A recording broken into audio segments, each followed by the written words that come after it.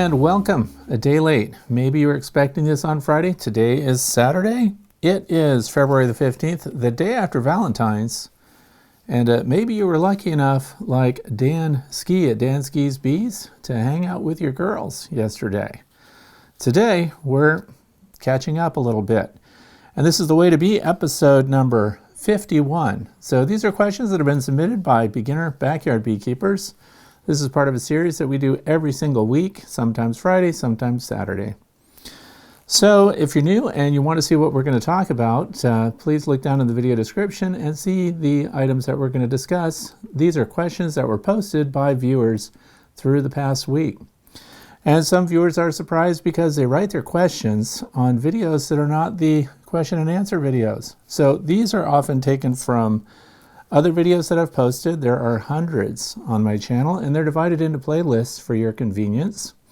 Sometimes someone will post a question there, and I'll think it has relevance to those who are beginning with bees, and that's why we're talking about them here today. So once again, welcome. This is The Way to Bee. So the very first question, let's jump right into it, comes from Philip Thomas. And it says, can you go deeper on how to tell when the flow is on and when it stops and then starts again, so we can gauge when to feed and when not to feed? That's a great question. It's something that a lot of beginner beekeepers want to know about. I don't believe Philip is a beginner. He's a longtime viewer and commenter. And this is complicated because it's not the same all over the country. That's why often bee instructors and those sharing about bees will say, talk to people local to your area and have a fellowship, join a bee club, and then they all have discussions about when the bees are bringing on resources and what those resources are. And it's a lot of fun. That's about to happen again. We're in 2020. As the weather breaks, the first discussion is going to be about pollen. Pollen coming in is not necessarily a nectar flow. So pollen is the protein that we're going to get from plants. The foraging bees are going to bring them in, and they're going to use those to kick off the brood.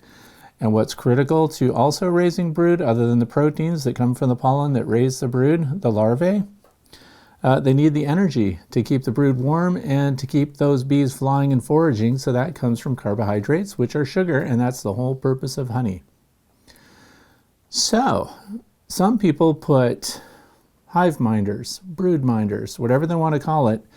There are electronic devices that sit underneath your hive and that feed information to your cell phone and tell you when your colony is taking on weight. One of the best ways to know that your bees are foraging and finding nectar resources in the environment and bringing them back is the increase in physical weight in the colony. Two things dramatically increase the weight in the colony of bees. One is the bees themselves. Bees weigh several pounds, and we're going to talk about that later too. But they can start to bring on nectar resources and pollen, but the pollen doesn't weigh that much. So when the nectar starts coming in, that's liquid, and that can add as much as 10 to 12 pounds per day in the middle of a nectar flow. And you'll hear these terms interchangeably, nectar flow, honey flow. Some people, depending on where you live, they'll say the honey flow is on. I like to say the nectar flow is on because they're nectar resources that later get converted into honey inside the hive, and they're put in the cells, and those are your honey surplus supers usually. So one of the things I like to do to answer this question is just watch the bee yard. You see on the landing board what the bees are bringing in and bringing out. You can also see the behavior and physical condition of the bees. When bees are coming in from foraging and they're heavily loaded, they fly slower, they fly heavy. Sometimes they miss the landing board and fall to the ground. That's another sign too. You see a bunch of bees laying on the ground, recovering and coming back up. Their abdomens are full of nectar, and you'll see their abdomens twisting around and flexing as they organize the resources that are in their honey crop, which is a stomach specifically designed to accommodate nectar from the plants and be held on board with the bee until they can get them inside the hive. And if they can't transfer it into a cell for one reason or another, it's kept in the bee's abdomen in the honey crop. So, or nectar crop, maybe it's not honey yet. There's a lot of discussion about that, but for beginning beekeepers, watching bees come in large groups like that shows us that there is a nectar flow on.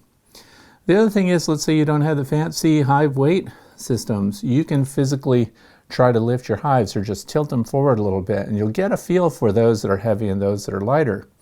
And you can do that day by day.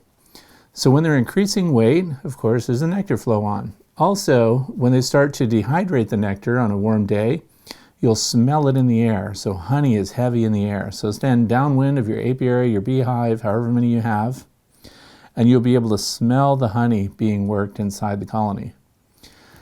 That is definitely a sign that there is a nectar flow on. The other thing is, once they've filled with that and you smell the honey and everything, you'll also see at the end of a nectar flow, which is another part of the question, how do we know when it's over? Well, when it's over, you have a whole bunch of unoccupied, unemployed foragers just clinging sometimes to the face of the hive. Sometimes they'll beard under the landing board. Sometimes they'll be up underneath your telescoping cover and just collected on the front. Those are foragers that have done their job, and one of two things is happening. Either the hive has so much nectar already that they don't need any more, or the nectar flow has stopped and they can't find any more. So they're coming in light, but they're also, when they're out of nectar, when they need resources, more foragers go out. The hive gets a little more defensive sometimes. They're not friendly and passive when you come up to the colony.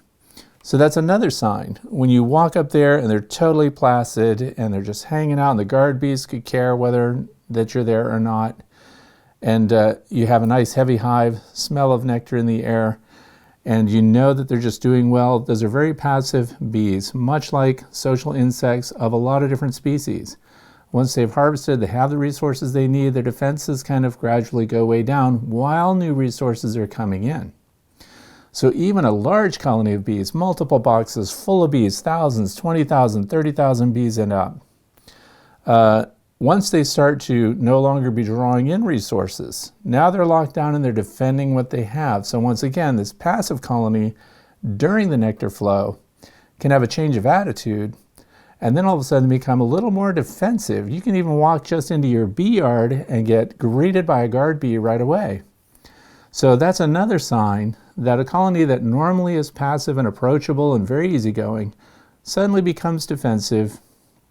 And this is one of many factors. There are not just one, single answer for these responses, because they could also have been harassed by the neighbor's kids throwing rocks at your hives. You could have had a bear. You could have a raccoon that comes every night. You could have any number of things, skunks jumping on your landing board, eating your bees, getting the defenses up. But so during times of plenty, when the resources are just pouring in, they're passive, the hives are heavy, they're laid back. Very general speaking here. You're going to know about your own bees and you're going to get to read their behavior. And you're going to know when, wow, they're so calm right now, they have so much honey and nectar on board, I could open this hive almost without a smoker and look at everything and it would be fine. So, and the other thing is knowing what's going on in your environment. So when things are producing a lot of nectar, and this is where a fellowship of beekeepers comes in. Early in the year, the trees are going to provide early resources, and you can actually get honey and nectar from those as well. People will start to share about what's coming on, and beekeepers love it when they can tell other beekeepers that their hives are gaining weight, that their resources are pouring in, because it's testament that they came through winter strong, they have enough foragers to send out, and number two, that they're bringing it in and that you're about to profit in some way, whether it's getting honey from your colony or if you're just going to have thousands of extra bees, so maybe you can do some splits, and now it's a time of prosperity. So the bee behavior is the thing. The other part is sharing information with your fellow beekeepers, finding out what's going on, looking at the pollen apps on your phone and see when the pollen is kicking in. And these pollen apps are designed for people that suffer from pollen allergies. They're great for beekeepers because you load that app, and there's even one now that shows spores from fungi. So when you talk about mushrooms and the mushroom spores, fungus spores that are in the air, that's even a thing too that you can get an app for on your phone. Who knew? And it's regional. So when you see that and it's going to be at a high on Saturday, go out and look at your beehives and look at the landing boards. You're going to see pollen just coming in. Hillary Kearney calls the pollen balls on their hind legs pollen pants. So that's another funny way to remember it. Kids like that. So those are, in general terms, the big benchmarks on. You'll know when it starts. Bees are employed. gaining weight. You know when it wanes off, bees are unemployed, start to become defensive.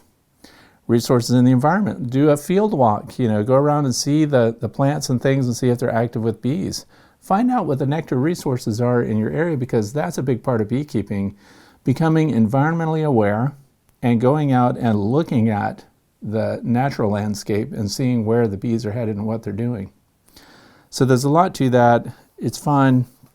The other thing is, when should you feed the bees? So that's another thing. So even though I don't personally use the brood minder, the hive minder, these scale systems, those that do use them know that when they start to lose weight, that maybe the environment isn't providing what they need. This is particularly helpful for commercial beekeepers.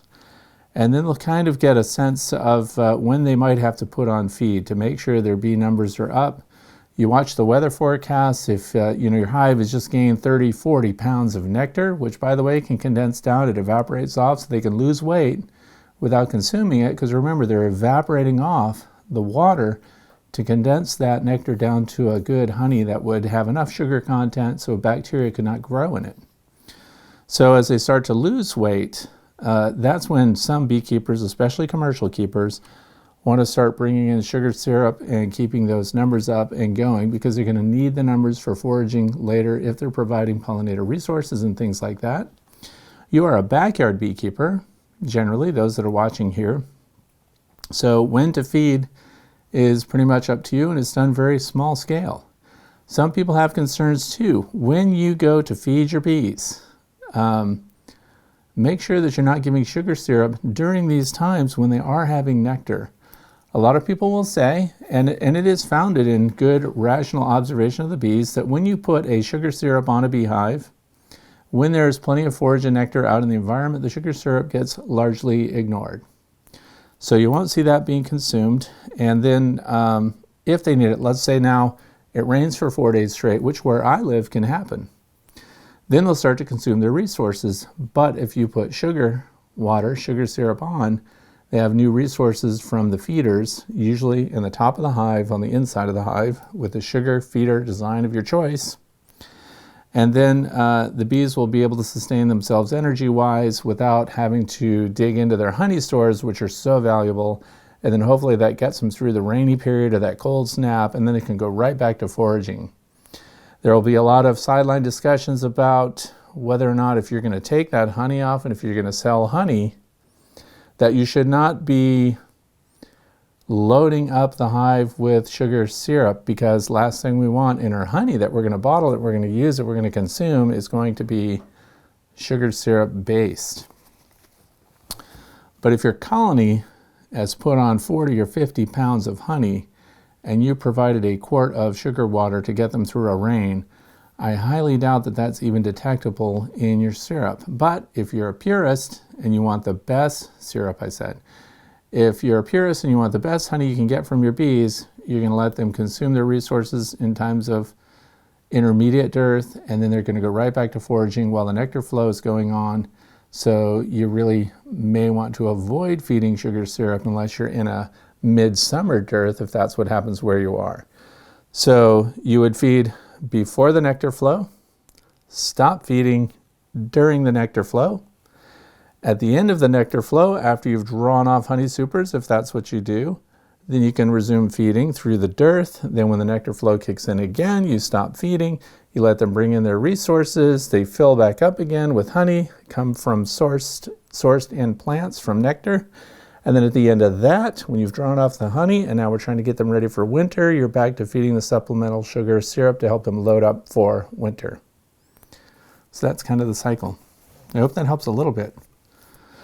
Watching your bees, make bee friends, and see what's going on in the environment and feel the weight.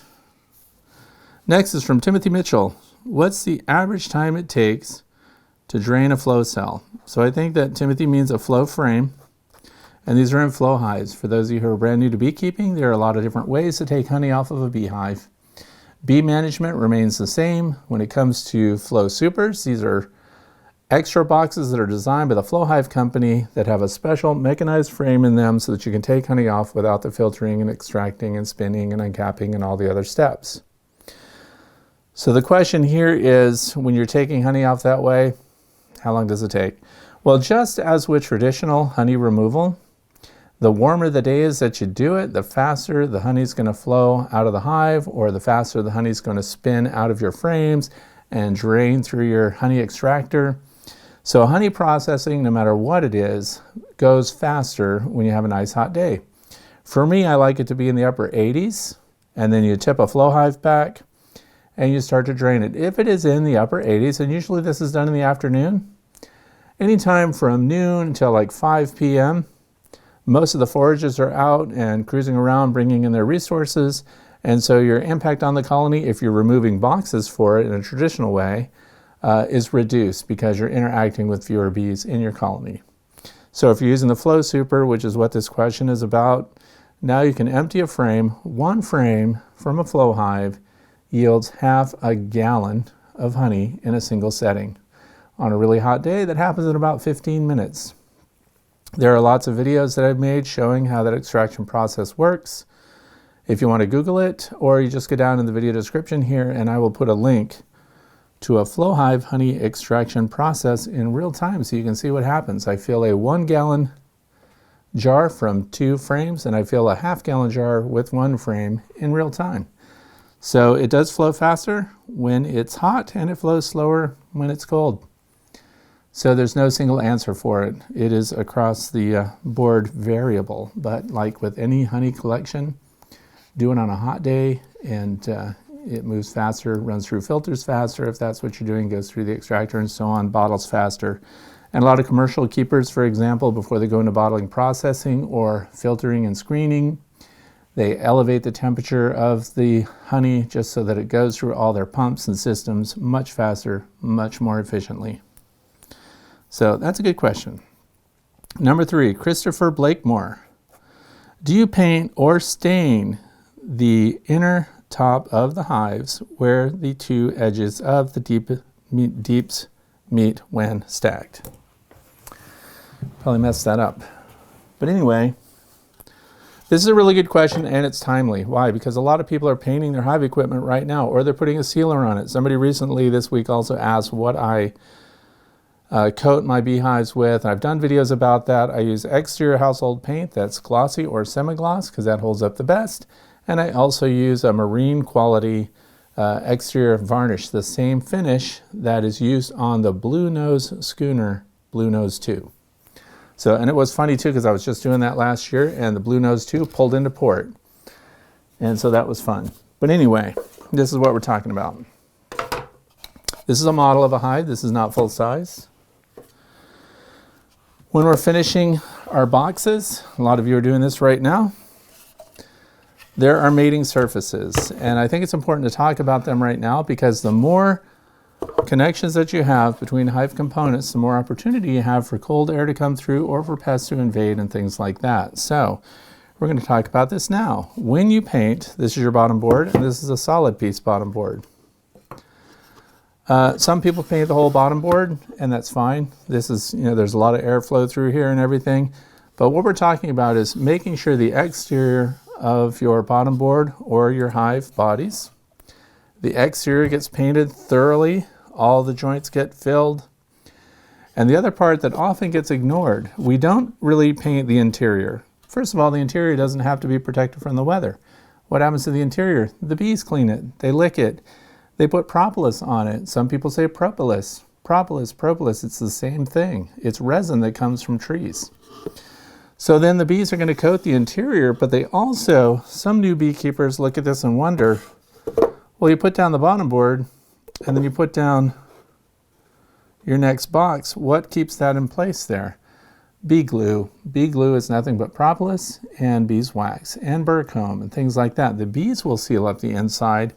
So once this box is in place, the bees glue it up. So some people assume that I don't have to paint or finish this surface or the top surface of the boxes that go together. And I think you actually should seal those. So I seal them 3 sides, the outside, the top, the bottom.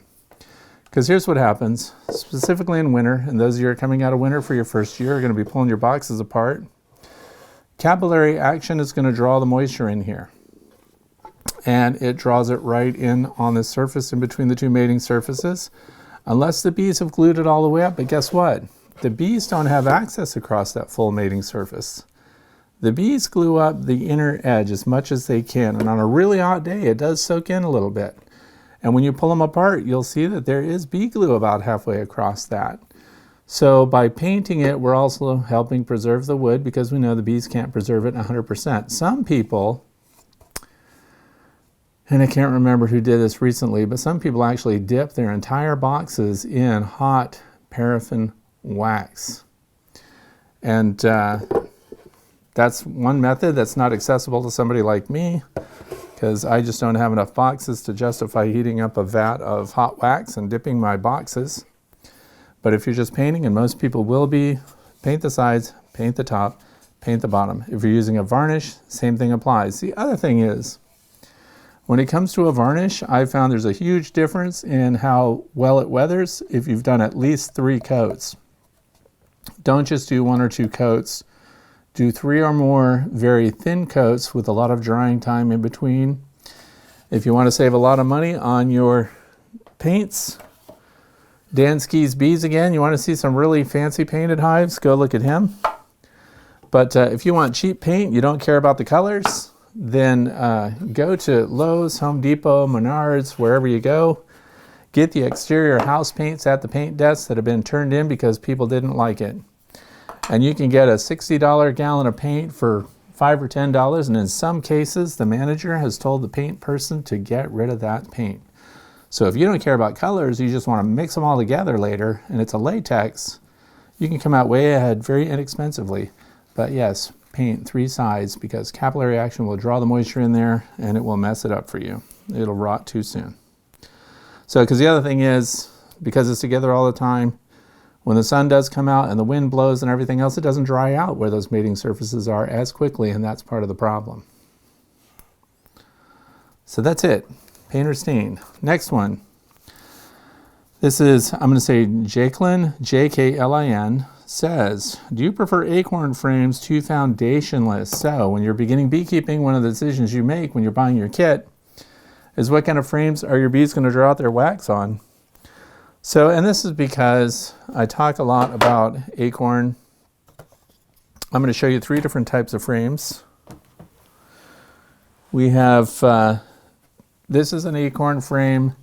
There are several companies that make all plastic frames. It's all one piece. Acorn just happens to be my favorite, and I keep kind of saying the same thing over and over about them. And they come with a single coat of wax, a double coat of wax, or a triple dipped wax frame.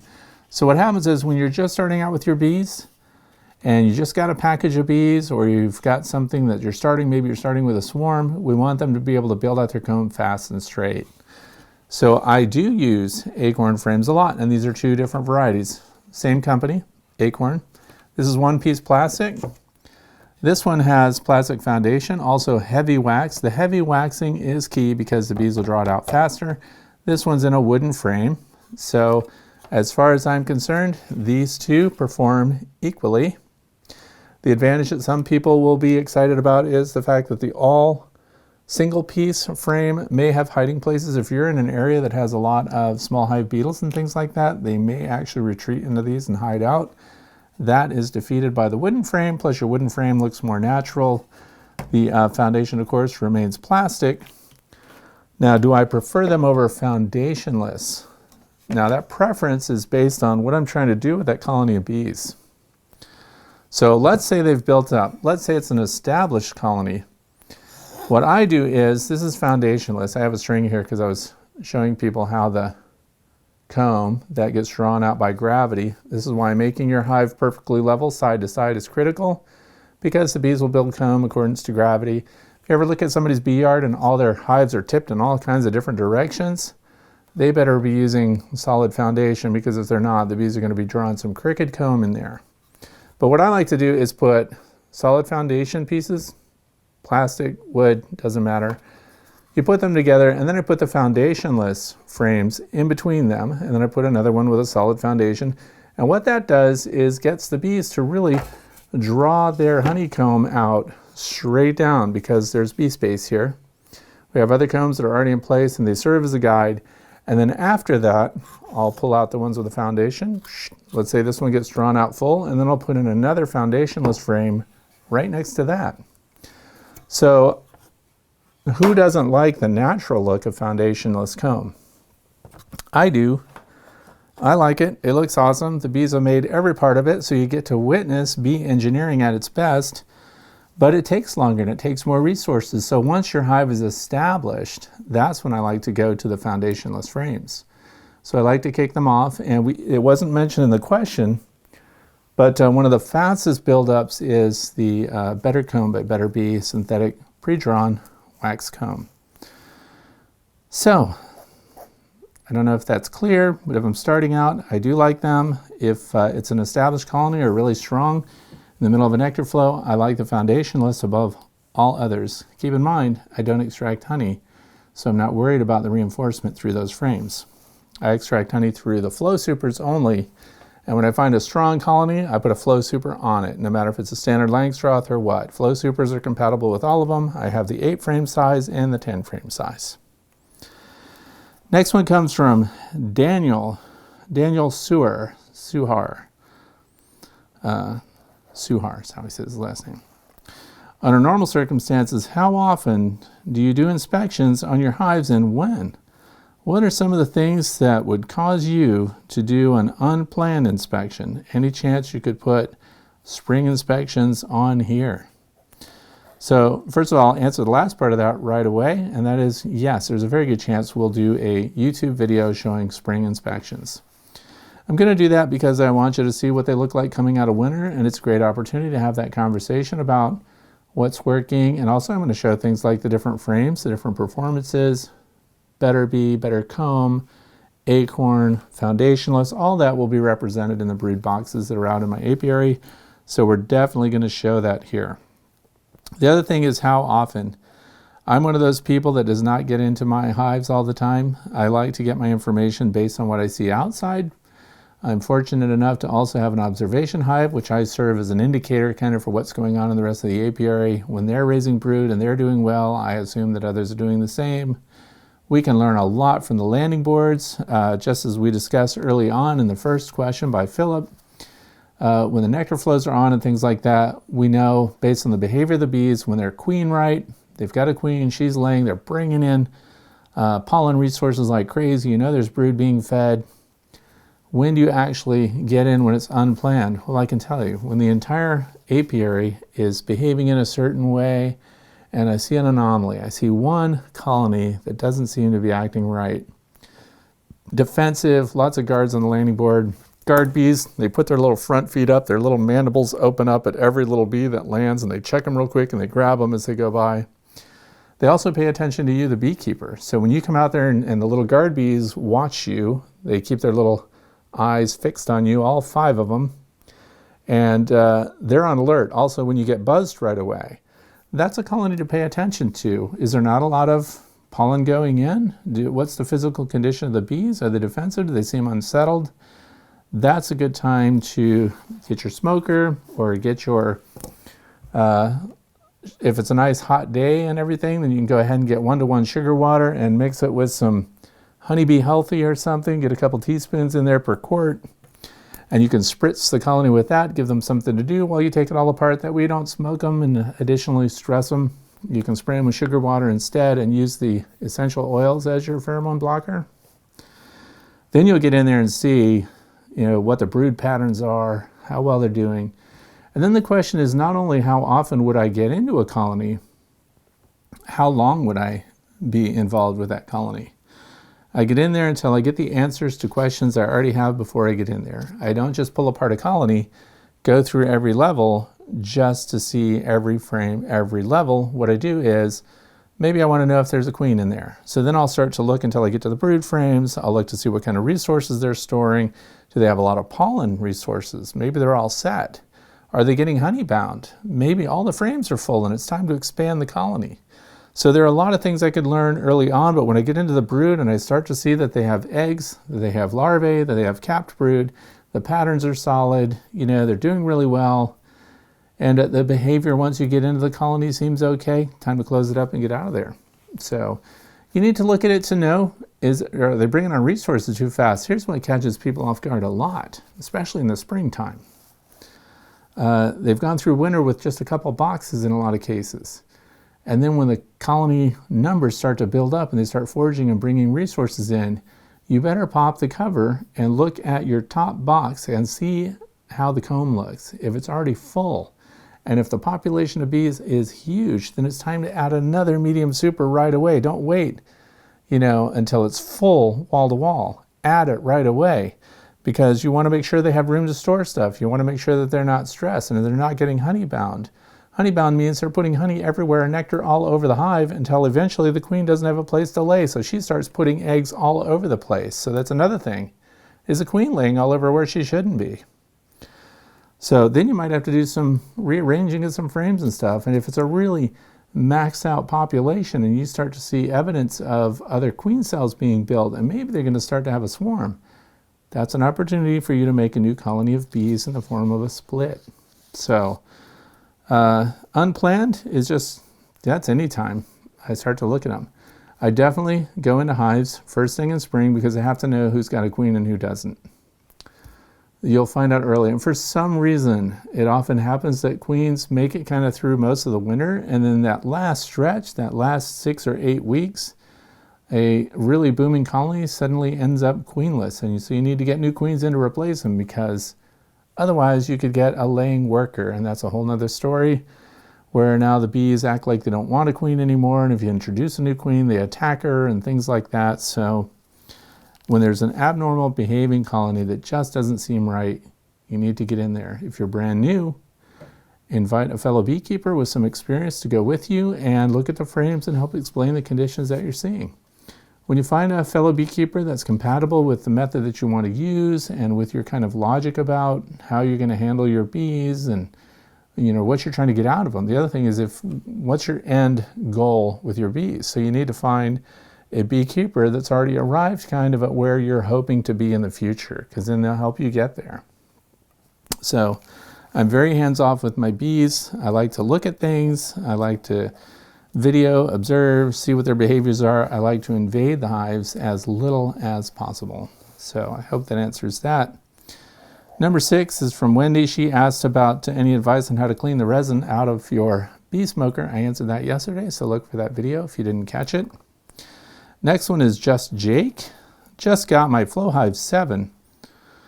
So Flow Hive 7, there are Flow Hive 6 frames and 7 frames. 6 frame matches 8 frame Langstroth boxes. 7 frame Flow Super matches the 10 frame Langstroth box.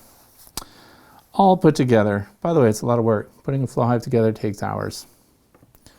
I'm in Georgia and I have a 6-pound package of bees coming from Barnyard Bees. So those of you that don't know, that's also the name of a YouTube channel. It's Dave at Barnyard Bees. This guy sells nukes, which are nucleuses of frames, 3 to 5, queen, layers, capped brood, workers, everything else.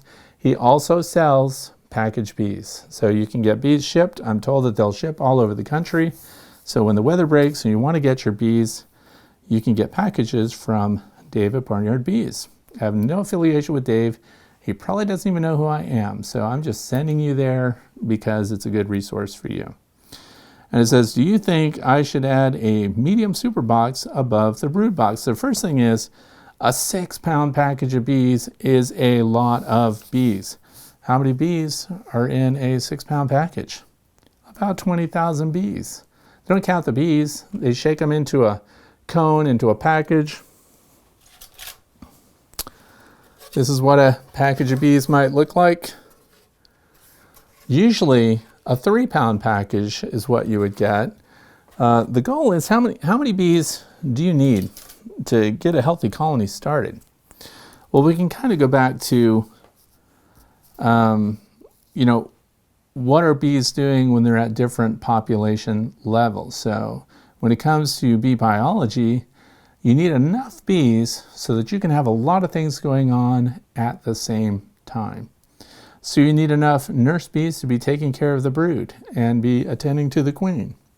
You need guard bees and housekeeper bees. And while they're doing those duties and while they're keeping the brood warm, you also need a force of bees that would also be going out and foraging all at the same time. So when it comes to being able to cover all facets of honeybee biology in that social infrastructure inside the hive, what's the minimum? You need 5,000 bees. How did they benchmark that? Well, once they got to the point where there was a population of approximately 5,000 bees, they were doing things that showed that they're fat and happy. One is they had the surplus to build a drone force in there. So that's the males inside the colony.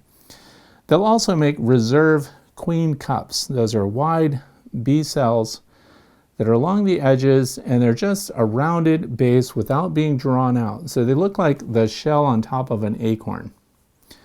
So, and then that's ready in case they ever need to make a queen. So that's like a hot standby resource if they ever need to replace their queen through supersedure, if the queen's not doing well, or if they need to create a swarm and force out the old queen and divide the colony themselves because you didn't do it. So the minimum to see all of that activity going on and have hope that that colony is going to sustain itself is 5,000 bees. So when we look here, 6 pounds, by the way, for those of you who are in the metric system, that is 2.72 kilograms of bees.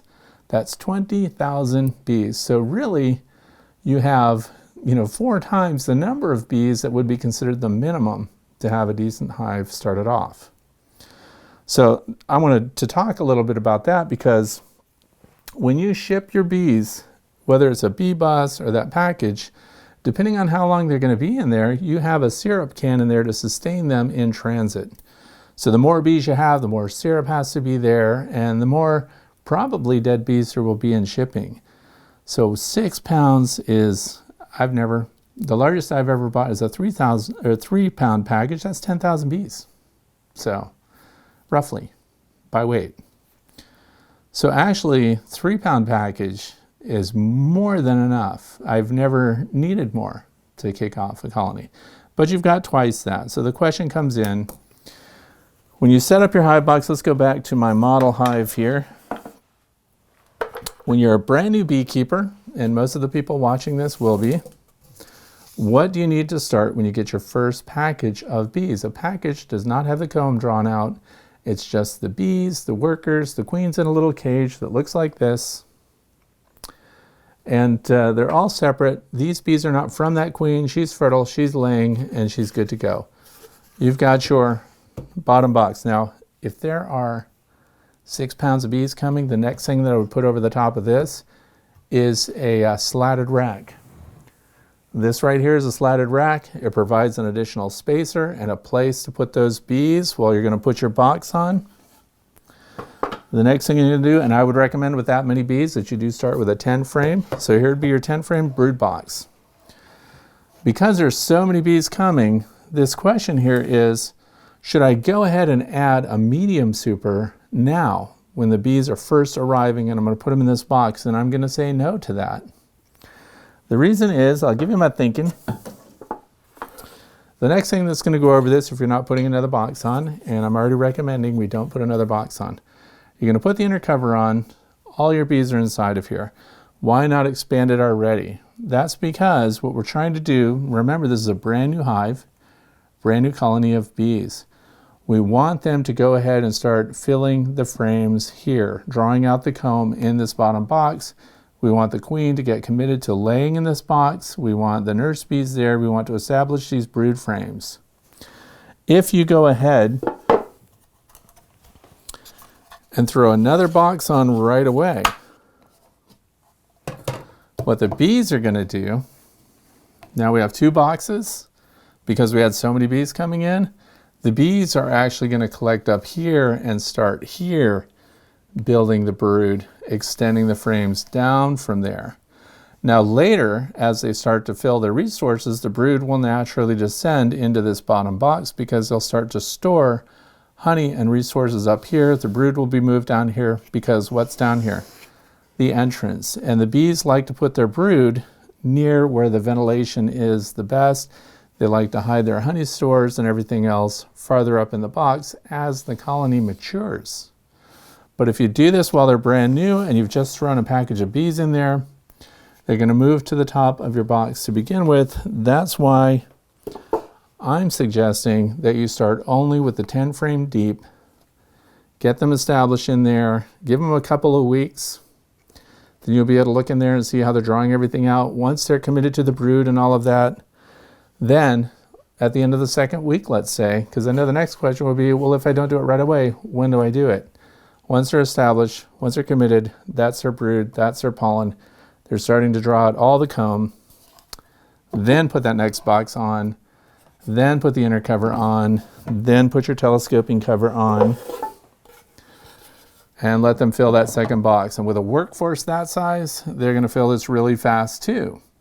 So then when you have 7 or 8 out of 10 frames in use up here, get ready to add another super, because that is a big package. I don't know what the standards are for those of you who are buying bees from Dave. I don't know what his standard package is. Usually it's a 2 or 3 pound package.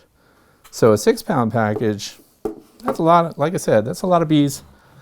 I think, I'm not trying to talk, anybody out of a sale, but you are good to go with a 3 pound package. You don't need a 6 pound package. That's what I have to say about that. So that's my reasoning behind that. Go ahead and get yourself, get a slatted rack on there too, because it gives your bees more space underneath that brood box.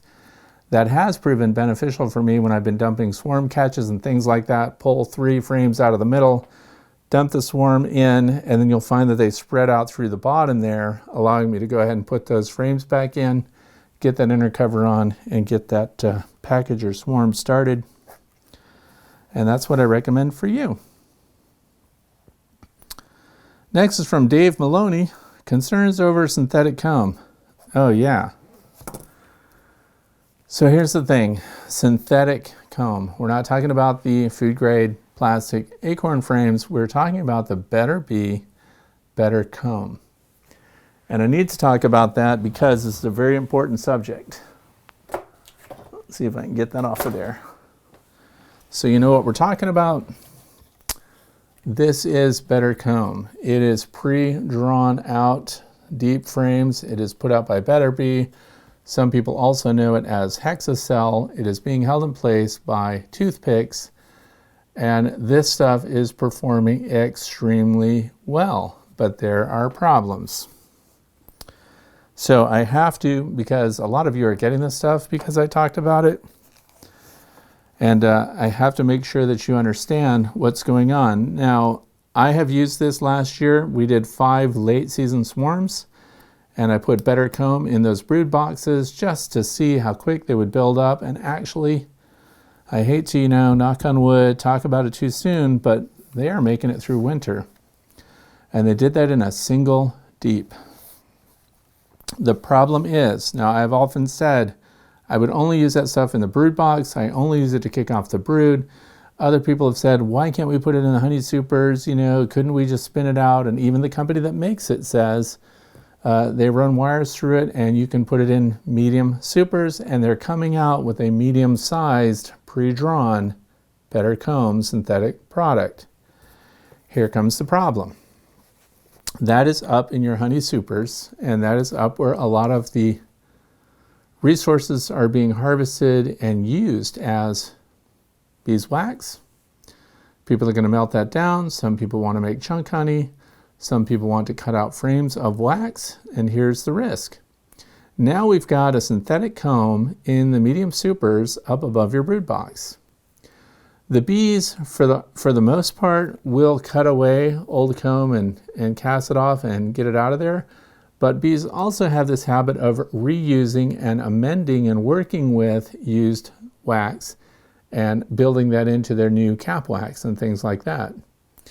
So the concern is that you're going to have the synthetic, even though it's FDA approved, food grade stuff, it is going to not be actual beeswax in some of the frames that you otherwise would assume are natural beeswax. So we have this opportunity to kind of pollute the new actual drawn honeycomb by the bees in proximity to other supers that have better comb in them.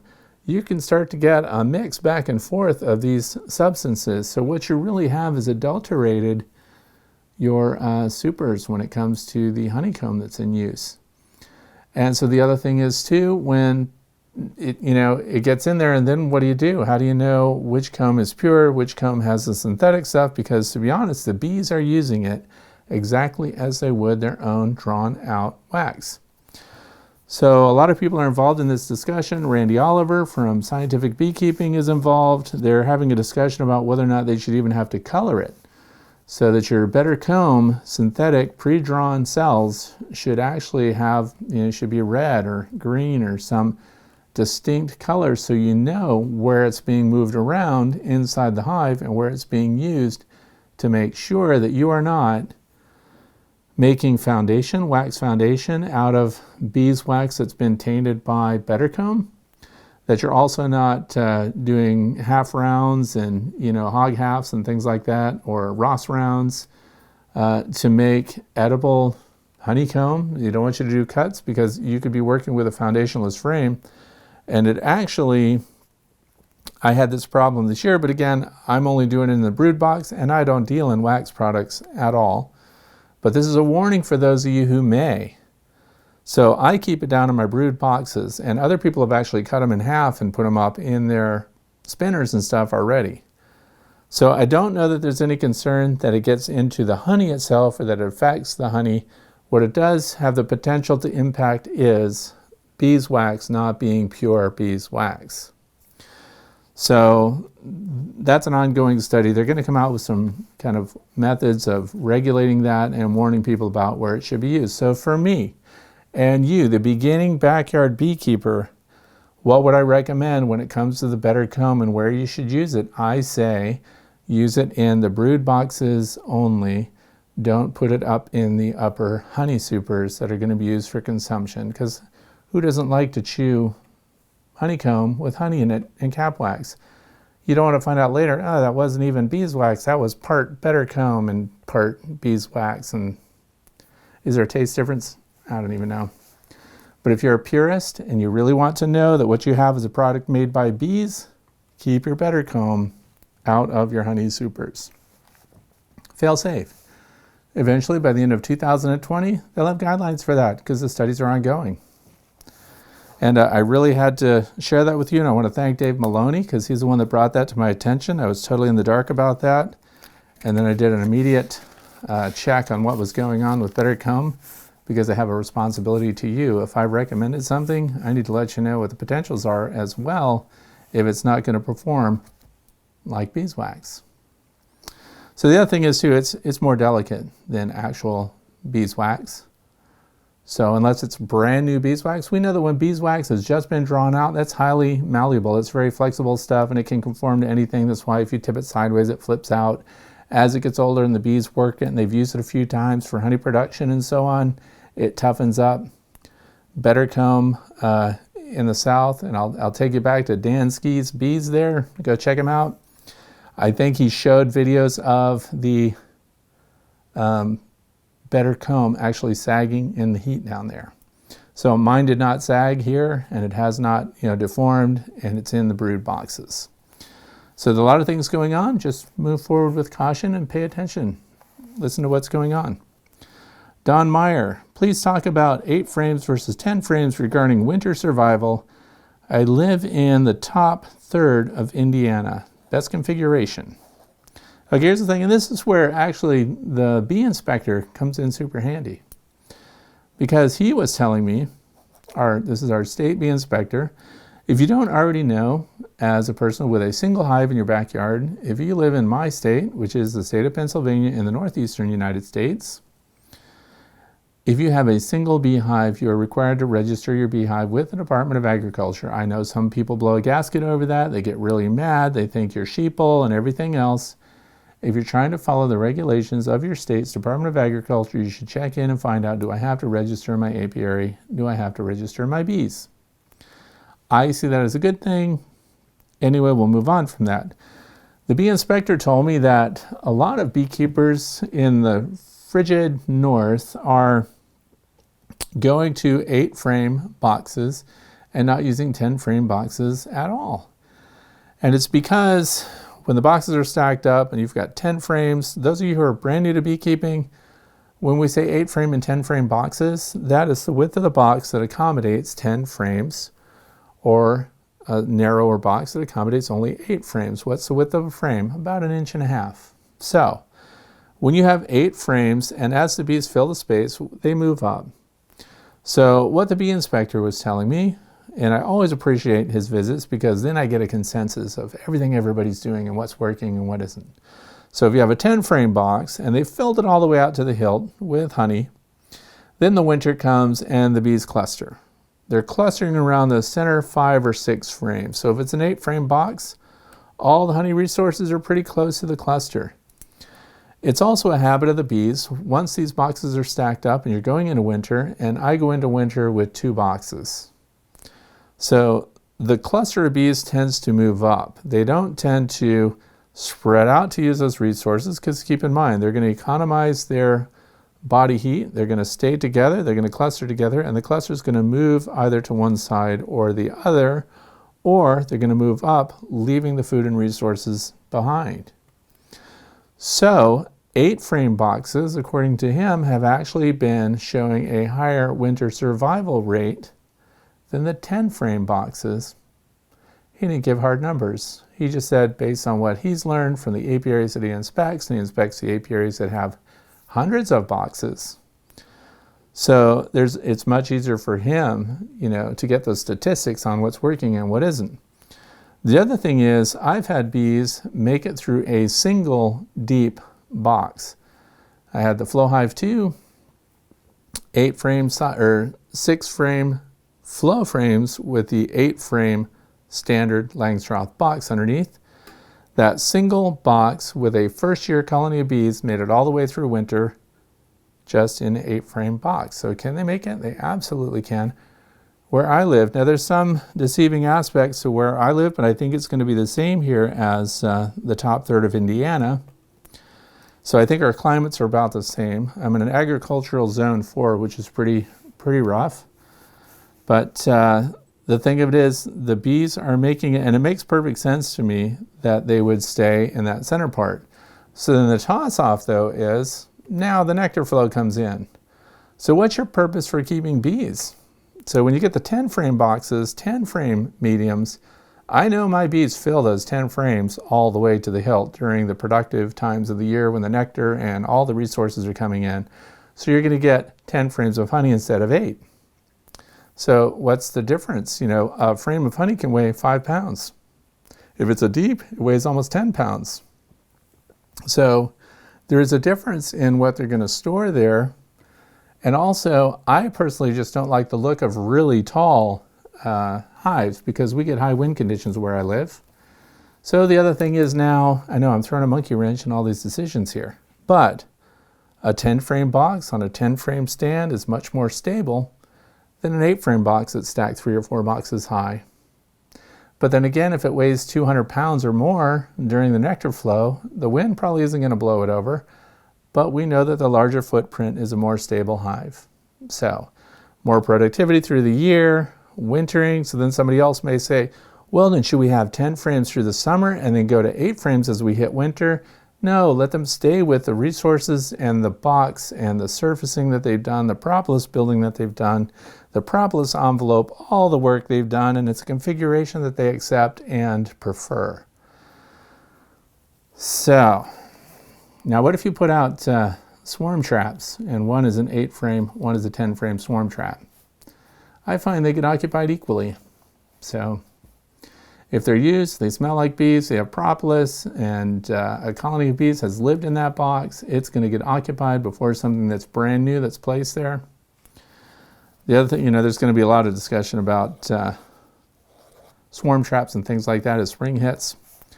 But so 8 frame versus 10 frame, it's going to be kind of personal preference. They can get through the winter in both, so we'll just say that. Neither one would be a total fail. One of them is probably going to leave some untouched honey in it. That's going to be the 10 frame. So the 8 frame, they might use it all better. And some people also, this comes around constantly, is that, well, if you have a 10 frame, that's more space for them to heat. Well, sure, there is passive heat that goes into that surrounding space, but the bees are not actively trying to heat the exterior of that cluster. What they're doing is they're concentrating their heat in the cluster. They're insulated by bees, and some of that heat comes off, which is why I get a heat signature with a thermal camera, and that's only showing like 32 degrees. Like today, it's in the single digits when we got up. Go out there with a thermal camera, and it'll show 20 degrees when it's 7 degrees outside. So, and it shows it's in a hot center, and then it radiates out, and so you're looking at the box, and the upper portions of the box and the extremities of the box are the same temperature as the outside. So it's not like a human occupying a house and getting a big house and having to heat the entire house. The bees don't do that. The bees heat the cluster. Some auxiliary heat comes off of that and radiates out into the space, but they are not actively heating the entire space. They're protecting themselves from wind, rain, and everything else, and they are clustering and insulating themselves within the box. Best insulation for bees? Other bees. So you can get through with an 8 or 10. For the reasons that I described before, I have both, so I don't see personally a big difference in either. But the bee inspector who sees everyone's colonies, everyone that's registered, says that the 8 frames actually are performing better through winter, meaning that the bees utilize all of the resources in that. Where in the 10 frame, they're leaving some left over. So that's it. Those are today's questions. By the way, if you have questions about my shirt, Teespring Design, the way to be, if you look right down below, there's a whole bunch of them. And you can get a shirt or a coffee cup or something too if you want to support my channel.